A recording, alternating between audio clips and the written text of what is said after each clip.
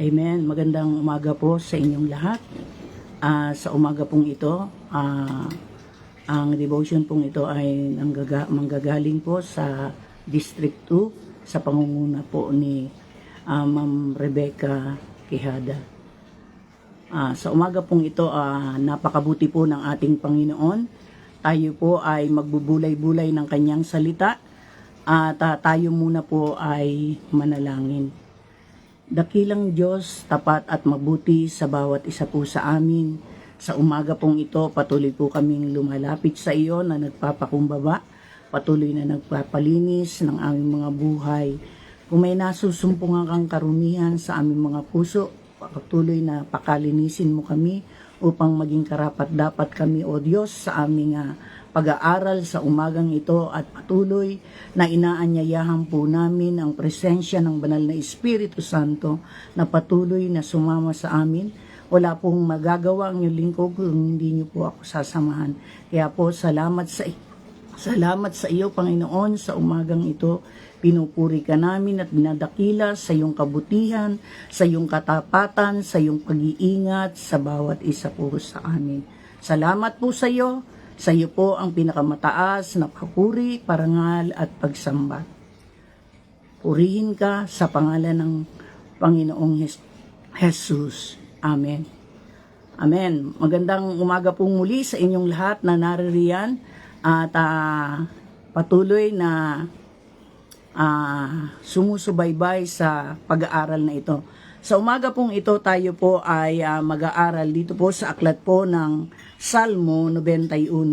Sa English po ay Psalms 91. Babasahin po natin ito at babaybayin po natin mamaya. Sabi po ganito, ang sino mang nananahan sa piling ng kataas-taasang Diyos na makapangyarihan ay kakalingain niya.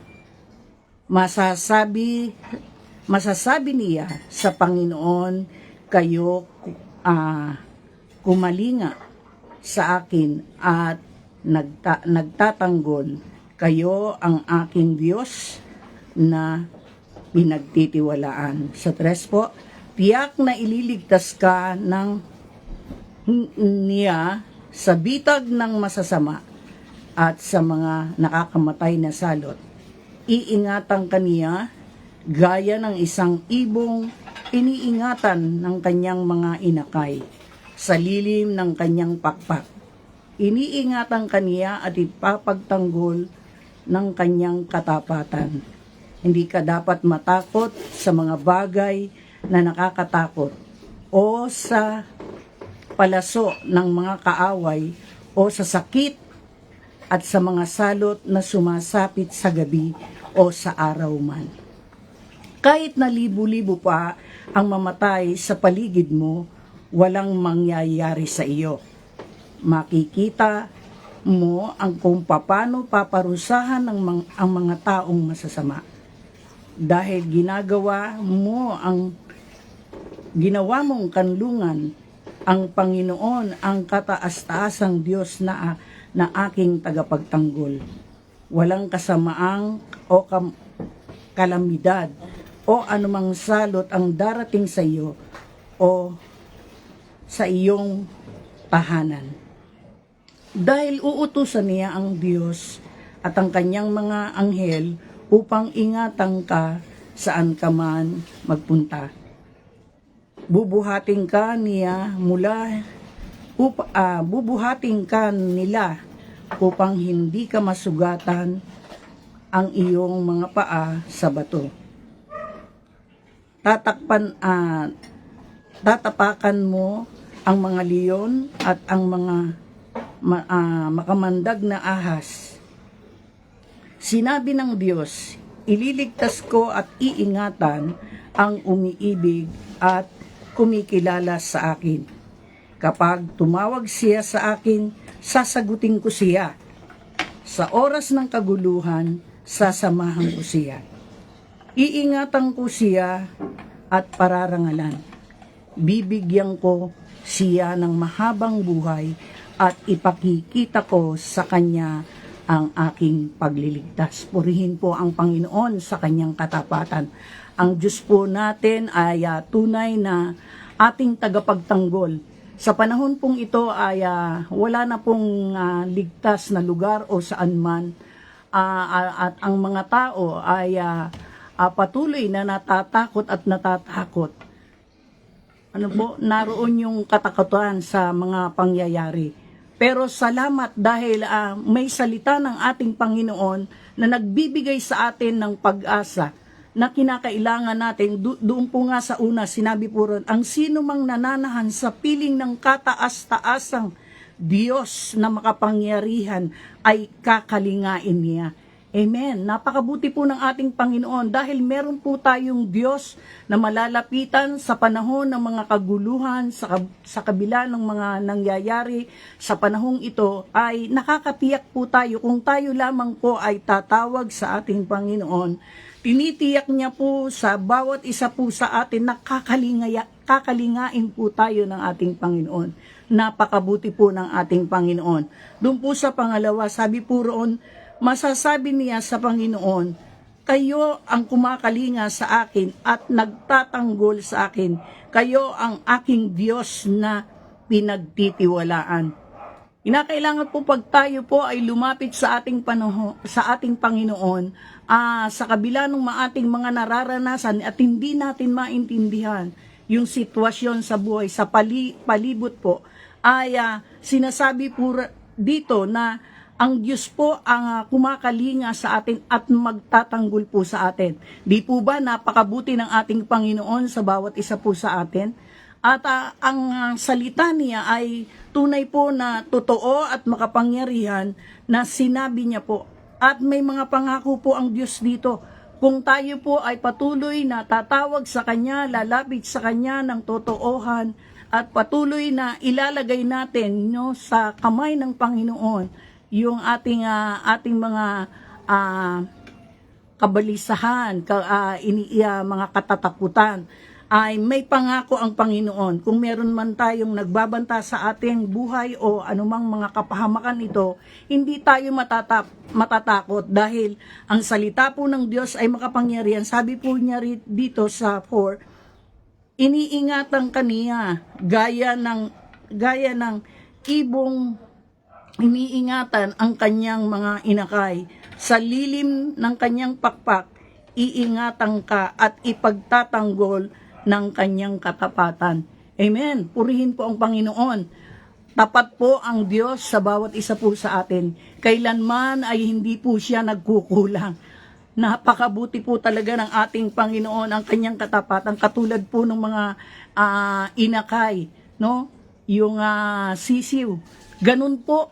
At tayo po ay talaga yung pag-iingat ng ating Panginoon, yung kanyang kahabagan sa bawat isa po sa atin ay ating mararanasan kung patuloy lamang po nating kikilalanin, patuloy nating ang Diyos na pagtitiwalaan po natin at ilalagay po natin yung ating sarili sa ating Panginoon na talagang tayo ay nagpapakalinga sa Kanya sa mga sitwasyon na ating nararanasan.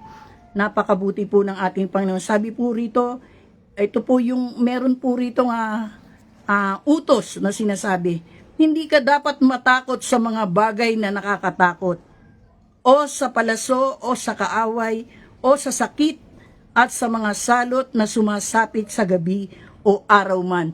Wala, ang sabi po rito, ang command po rito, ang utos po rito, ay hindi tayo dapat matakot sa anuman, mga sakit o anuman yan na sinasabi po rito, kundi kinakailangan po natin, ang takot po ay pag natakot ka po, ito po ay nagbubunga talaga ng hindi maganda. Kinakailangan po talaga yung pagtitiwala natin sa ating Panginoon. Pag tayo ay natakot, kakaiba po, sa isip lang po yung takot. Pag ikaw po ay natakot, ako po noon, nung ako po ay mag-undergo po na i-check yung aking puso.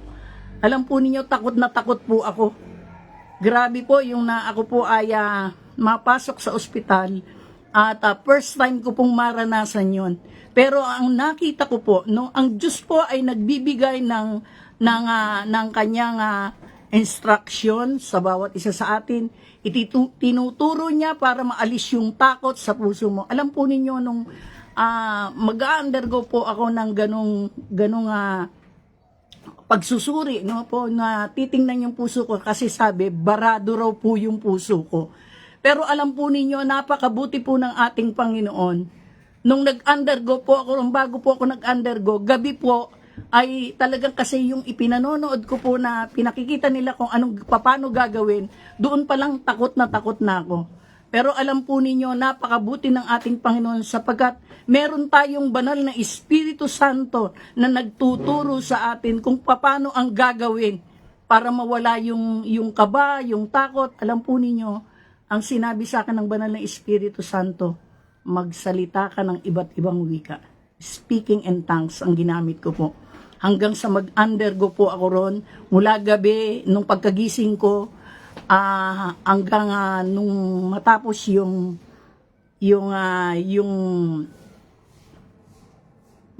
yung aking pag-undergo ron, alam po ninyo na wala yung takot ko. Lumakas po yung loob ko. Alam ko po yun ay tulong ng banal na Espiritu Santo na kumilos sa buhay ko. At tinitingnan ko pa po yung nangyayari, no, na ginagawa sa akin. Hindi po ako nakapikit nung nag-a-undergo ako ron at nakita ko rin po yung lumabas na maraming dugo dun sa aking kamay. At ito po ay sumirit dun sa kalalagayan ko. Talagang grabe po. At alam po ninyo, napakabuti po ng ating Panginoon. Dahil ang Diyos po talaga natin ay maaasahan po siya dun sa may mga takot, ay nagbibigay ang Panginoon ng mga instruction kung paano gagawin.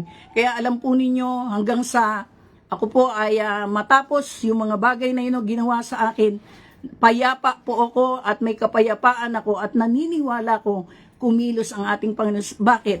Dahil yung sinabi ng doktor sa akin, tama lang, normal ang aking BP at walang barado ang aking puso. Purihin po ang ating Panginoon. Yun po ang narinig ko 3 beses. At napakabuti po talaga ng ating Panginoon na pinaglilingkuran. Kaya sinasabi po rito na huwag po tayong matakot kung sumapit yung mga bagay na yon sa atin. At sabi po rito, no, ang promise pa niya sa 7, sabi rito, kahit na libo-libo pa ang mamatay sa paligid mo, walang mangyayari sa iyo. Amen. Totoo po yun. Napakabuti po talaga ng ating Panginoon. At meron po ritong makikita tayo nga mga babala. Sabi po dito sa 8, at makikita mo kung papaano pinaparusahan ang mga taong masama. Kaya hindi tayo dapat mainggit o anuman dun sa mga tinatamasa ng mga masasama, kundi idalangin natin sila sa Diyos na mabuksan ang kanilang kaisipan at sila ay makakilala rin sa tunay na Diyos na makapangyarihan sa lahat upang maranasan nila yung pag-ibig ng ating Panginoon. Yun po ang kinakailangan natin sa panahon nating ito, sapagkat talaga pong malapit nang dumating ang hatol ng ating Panginoon. Kaya salamat sa Panginoon sa kanyang pagtuturo, sa kanyang patuloy na pagko-comfort, sa kanyang mga salita sa bawat isa po na dumadaan po sa mga testing and trials, mga kaguluhan sa mundong ito. Merong kapayapaan ang tao kung siya ay magtitiwala at lalapit sa ating Panginoon. Kaya napakabuti po ng ating Panginoon. Sabi po roon sa 9, dahil sa ginawa mo kanlungan ang Panginoong kataas-taas ng Diyos, Diyos na aking tagapagtanggol. Ang Diyos po natin, siya lamang po yung ating tagapagtanggol at wala na pong iba. Hindi po tayo kayang ipagtanggol ng sino man, kahit ng ating mga tagapanguna. Pero meron tayong Diyos na magtatanggol talaga sa atin. At dakila po yung Diyos na ating pinaglilingkuran.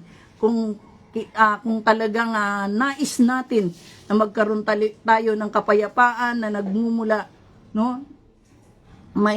Nagmumula sa Kanya, patuloy nating hanapin ang ating Panginoon. Patuloy tayong magpatuloy sa Kanya upang tayo ay patuloy na maingatan niya. Sabi po rito sa 10, walang kasamaan o kalamidad na anumang salot ang darating sa iyo o sa iyong tahanan. Totoo po yun. Pag ginawa po natin ang ating Panginoon na siya po yung ating Diyos, na tagapagtanggol, siya pong kumakalinga sa ating buong pamilya. Kaya napakahalaga po na idinadalangin po natin ang ating sambahayan, sapagkat alam po ninyo, hindi lamang po ang individual, kundi ang sambahayan ay patuloy na ang kaaway ay kumikilos. Pero kung ilalagay po natin sila sa panalangin, na sila'y ingatan, at napaka mabisa po ang mga salitang ito na nabanggit sa Psalms 91. Kung ito po ay ating ipapahayag, i-memorize po natin, no, habang tayo nananalangin, napakalaking tulong po ito upang ang kapayapaan ay maranasan natin sa ating mga buhay. Kaya salamat po sa ating Panginoon. Sabi po sa 11, ito pa po ay pangako pa rin. Sabi po rito, dahil uutusan ng Diyos ang kanyang mga anghel upang ingatan ka saan ka man magpunta. No, saan mang dako tayo pumunta, inutusan tayo ng ating Panginoon, wala tayong dapat ikatakot, sapagkat ang Diyos ay sumasa atin. Hindi niya tayo iniiwan, hindi niya tayo pinababayaan. Sa panahon ng mga kaguluhan, naroon ang kapayapaan, payapa ka. Dahil nagtitiwala ka sa Panginoon, hindi sa sarili mong kagagawan o kagustuhan, kundi talagang ang Panginoon lamang. Sa biyaya at habag ng ating Panginoon, dahil talagang naranasan natin yung kabutihan ng ating Panginoon. Sa buhay ko po, talagang marami rin akong mga pinagdaraanan. Pero ang isang bagay na nakita ko, ang Diyos po ay tapat. Ang Diyos po ay mabuti. Yung pangako po niya na talagang iingatan ka.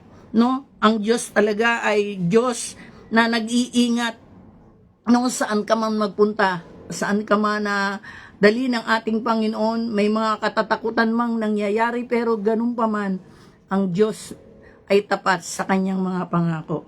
Sabi po rito sa 12, bubuhatin ka nila upang hindi ka masugatan ang iyong mga paa sa bato. 12, sabi po rito,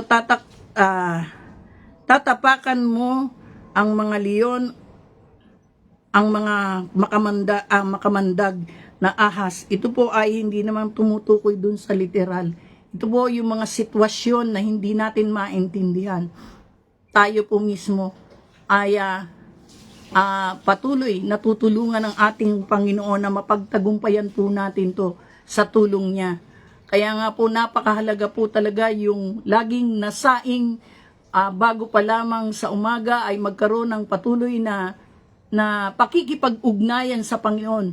Punuin, puspusin ng kapangyarihan ng Diyos, dahil talagang sa labanang ito, ang pakikipagbaka natin ay hindi sa laman, kundi ang pakikipagbaka natin ay sa espiritual na kalalagayan. Kaya kinakailangan po natin talaga yung kapangyarihan ng banal na espiritu'y maranasan natin araw-araw sa buhay na ito, upang tayo ay patuloy na makapagpatuloy sa kahirapan sa mundong ito, dahil sa pagdating ng ating Panginoon ay nakahanda tayo ay maisasama niya doon sa langit na ipinangako niya, yung buhay na walang hanggang.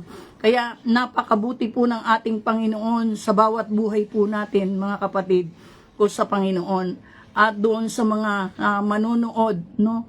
At manonood pa yung mga unbeliever, yung mga hindi pa nakakilala sa Panginoon. Kayo po ay patuloy na ini-encourage ko po na patuloy kayo na magtiwala sa Diyos. Ang Diyos lang, sa Diyos lang talaga yung tunay na mayroong kaligtasan, at tunay na sa Kanya lang ang patuloy na mararanasan mo ang patuloy na kapayapaan. Kaya ito ay kailangan po ng bawat isa sa atin. Sabi po rito sa 15, sa 14 po pala, sinabi ng Diyos, iingatan ko,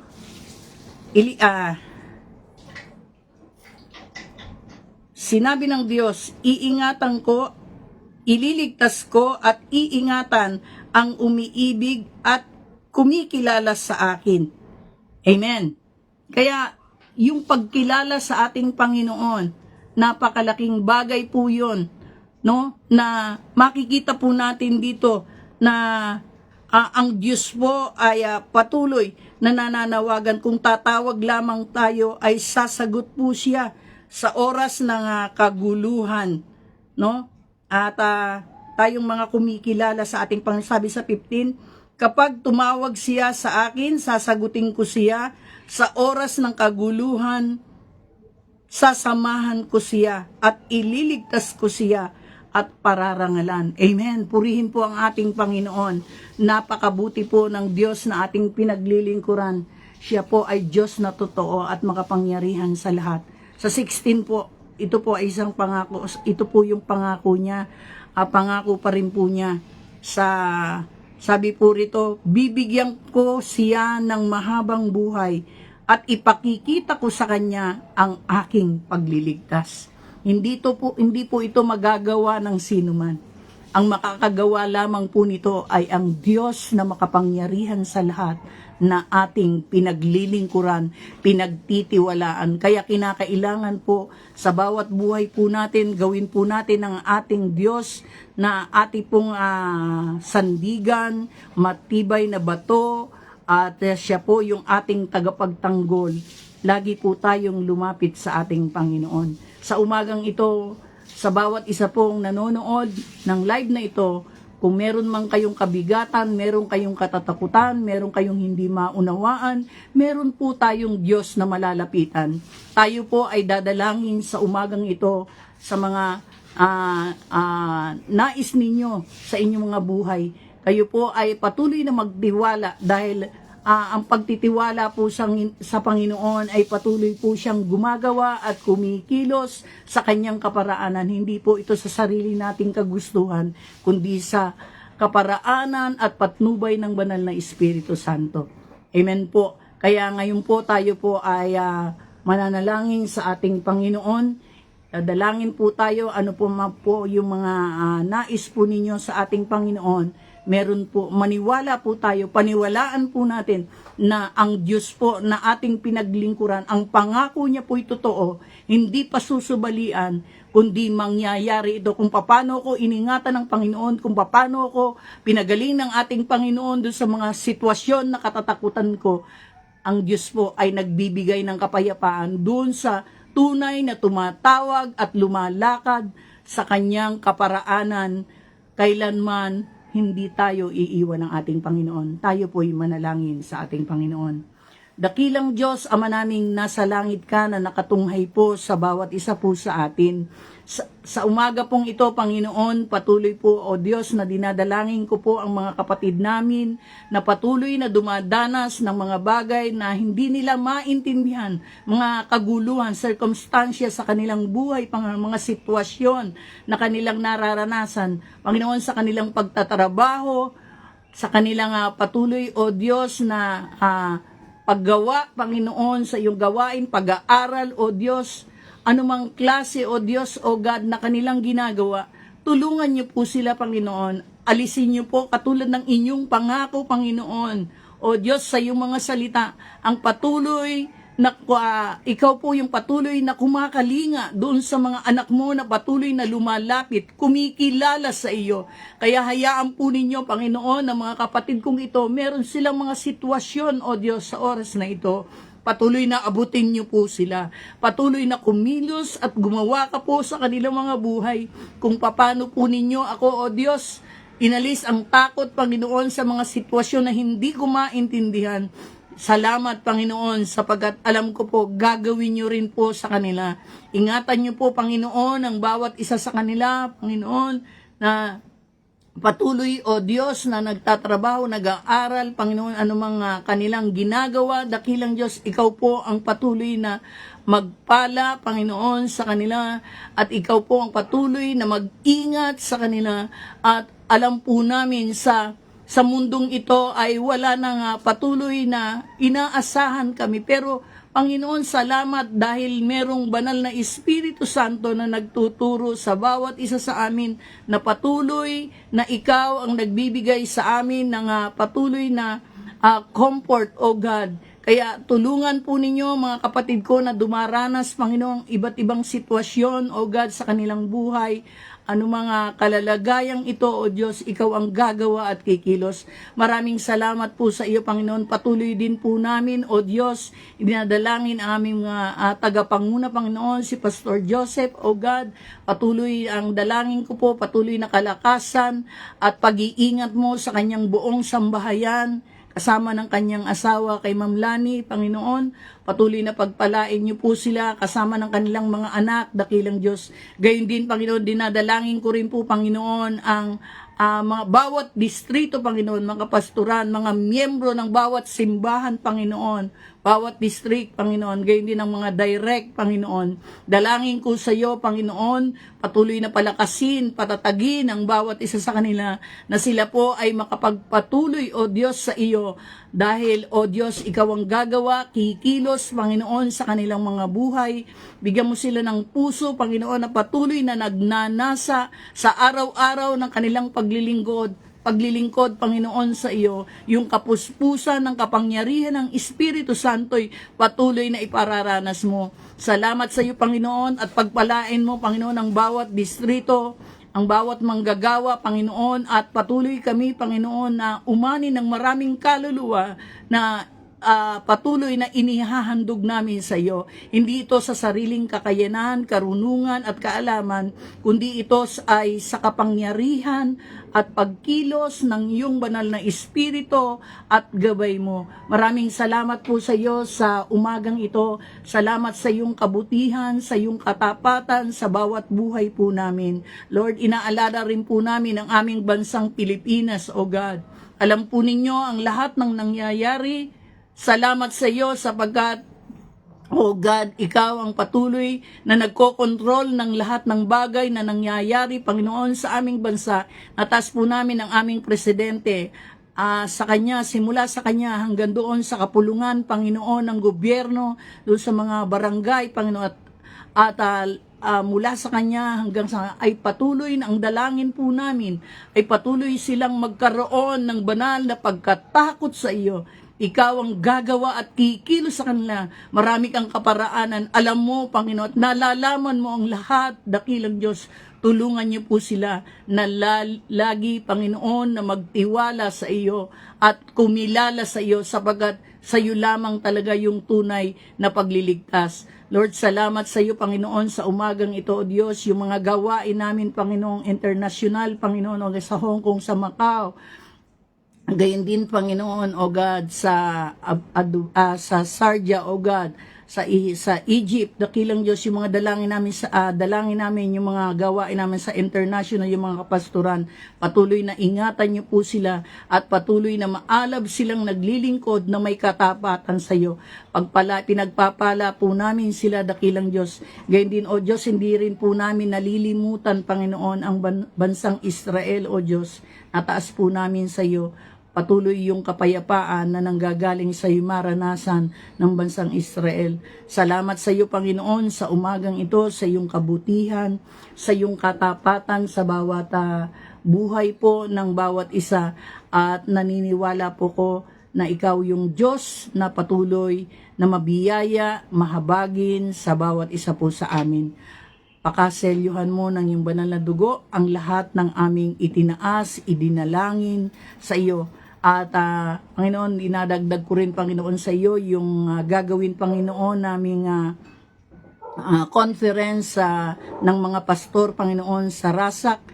O God, ay patuloy na ikaw ang mag-provide ng lahat ng pangailangan at patuloy na yung mga patuloy na pupunta, O Diyos, i-provide mo ang kanilang pangailangan at yung pag-iingat mo, Panginoon, sa pagbabiyahe nila. Yung mga missionary na patuloy, O God, na sila ay patuloy na humahayo, Panginoon, sa iba't ibang lugar, O God, sa himpapawid man yung kanilang sasakyan, gayon din sa mga barko, Panginoon, sa mga bus. Gayon din, Panginoon, katulad ng sinabi mo, iingatan mo ang bawat isa sa kanila. Pinagpapala ko sila, patuloy na kumilos ka sa iyong kaparaanan sa kanilang mga pangailangan. Maraming salamat sa iyo, Panginoon. Purihin ang iyong dakilang pangalan. Sa pangalan ni Jesus. Amen. Magandang umaga po sa inyong lahat. Napakabuti po talaga ng ating Panginoon sa bawat isa po sa atin. Kaya patuloy po tayong magtiwala ng lubos doon sa Diyos na kumakalinga sa atin. Kaya purihin po ang ating Panginoon sa kanyang katapatan sa bawat buhay po nating mga naglilingkod sa ating Panginoon. Salamat po. God bless you sa inyong lahat.